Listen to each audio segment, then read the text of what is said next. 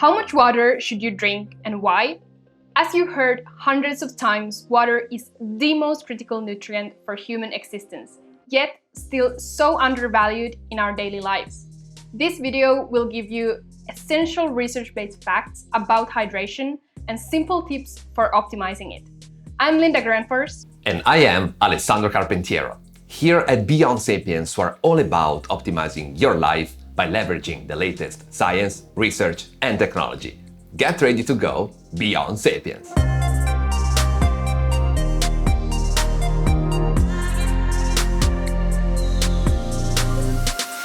Your body is primarily made of water, from 60 to 80%.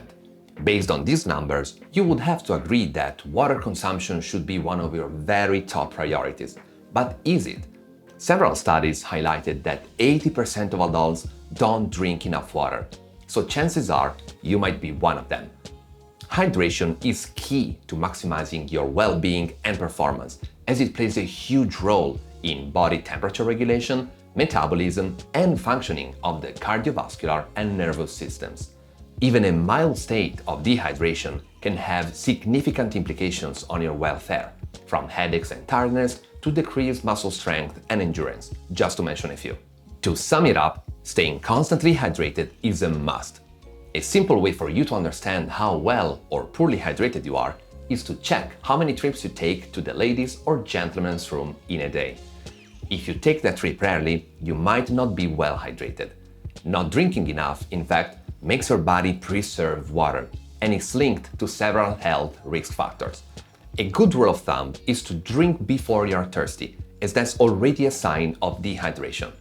So how can you make sure you're well hydrated? The overall hydration process of what goes in and what comes out is important, but what happens inside on a metabolic level is also vital. So even though you drink enough, drinking too much can become an issue. Drinking too much plain water will enhance your metabolism and clear your internal liquid balance, meaning that you may over-clean your balance of essential electrolytes, a set of minerals. Sodium, potassium, magnesium, and calcium, among others, are all electrolytes that we get from food and supplements. But why are they important? Electrolytes are essential for many life functions, including cells, our nervous system, and our muscles. So you should strive to get an optimal amount of them. If you are dehydrated, your electrolyte levels will go above the right amount, while overhydration will lower them under the optimal level. This is where it gets tricky, as most of us can't directly measure this in our daily lives, but there are some signs you can identify. As electrolytes have a vital role for your nerves and muscles, the most common way to identify a lack of them is if you feel thirsty even though you drink a lot, have muscle cramps, or feel dizzy after not having drunk in a while or after an exercise. Talking about exercise, hydration plays a key role in performance, injury prevention, and recovery. It's pretty self-evident given that 80% of our muscles are made out of water, and when you sweat a lot, well, that number goes down. There are many variables to consider, such as body size, exercise intensity, duration, environment, and clothing.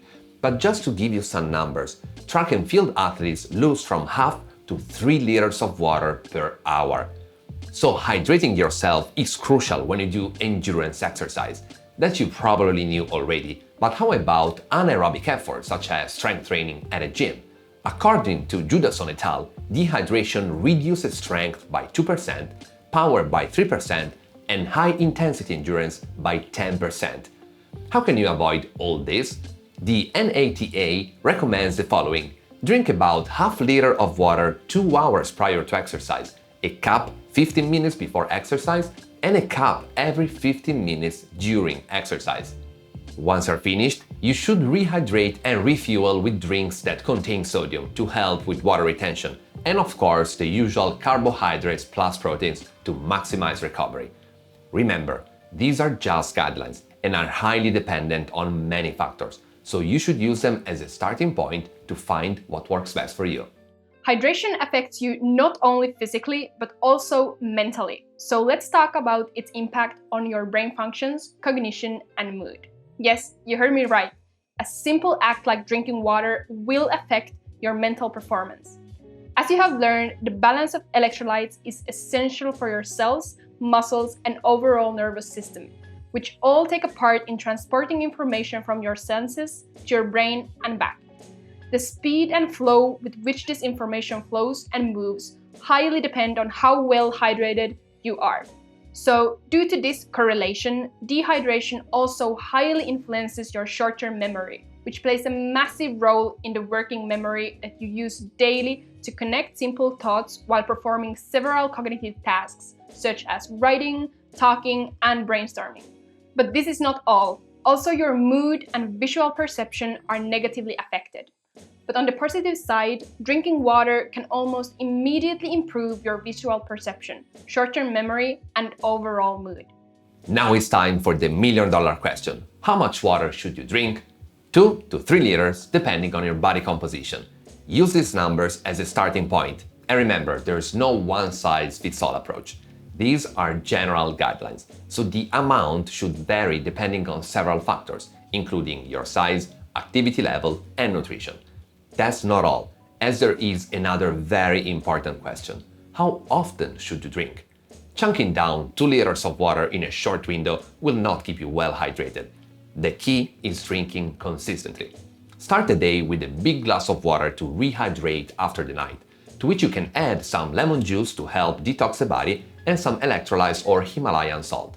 Then, the best thing you can do to ensure you drink enough is to have a big bottle always next to you. I use this glass water bottle of 1.5 liters, so I have to fill it up only twice per day to drink 3 liters. I aim to finish it before lunch and then again before dinner. It's that simple. I recommend you choose a bottle with a big opening, so that will help you drink more per sip, and opt for a glass or metal bottle to avoid plastic. We hope this video gave you everything you need to ensure you stay well hydrated in your journey towards ultimate peak performance. And if you want to expand your knowledge and broaden your perspective continuously, please subscribe to our channel so that you don't miss our weekly science-based videos. Thanks for watching, and we will see you next week.